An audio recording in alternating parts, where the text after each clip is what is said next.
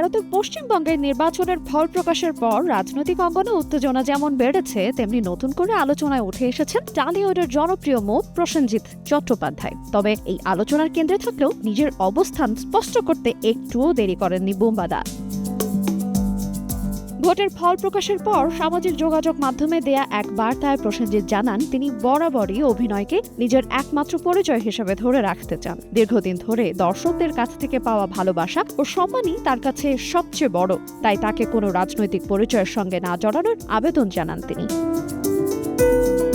সম্প্রতি বিতর্কের সূত্রপাত একটি ফোন আলাপকে ঘিরে। শিবপুর বিধানসভা কেন্দ্র থেকে বিজেপি প্রার্থী রুদ্রনীল ঘোষ জয়লাভ করার পর নিজেই ফোন করে সেই সুখবরটি জানান প্রসেনজিৎকে। এই কথোপকথন সামনে আসতেই শুরু হয় জল্পনা। তবে কি রাজনীতিতে নাম লেখাতে চলেছেন এই অভিনেতা? কেউ কেউ আবার ধারণা করতে থাকেন তিনি হয়তো বিজেপিতেই যোগ দিতে পারেন।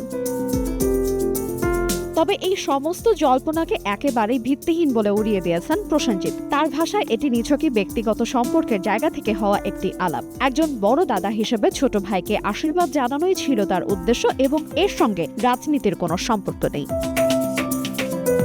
এটাই প্রথম নয়। নির্বাচনের আগে তার পরিবারকে ঘিরে তৈরি হয়েছিল বিতর্ক। বিশেষ করে তার ছেলে ত্রিশানজিৎ চট্টোপাধ্যায়ের নামে একটি কথিত ফেসবুক পোস্ট সামাজিক মাধ্যমে ছড়িয়ে পড়ে। সেই পোস্টে কেন্দ্রীয় শিক্ষা প্রতিমন্ত্রী সুকান্ত মজুমদারের সঙ্গে একটি ছবি দেখা যায়, যা নিয়ে নানা আলোচনা শুরু হয়। এই দিক থেকেও তিনি জবাবদিহিতার মাধ্যমে নিজের ও তার পরিবারের অবস্থান সুস্পষ্টভাবে নিশ্চিত করে জানিয়েছেন। এটিও বিভ্রান্তিকর তথ্য। আইরিন আয়াত, সময় সংবাদ।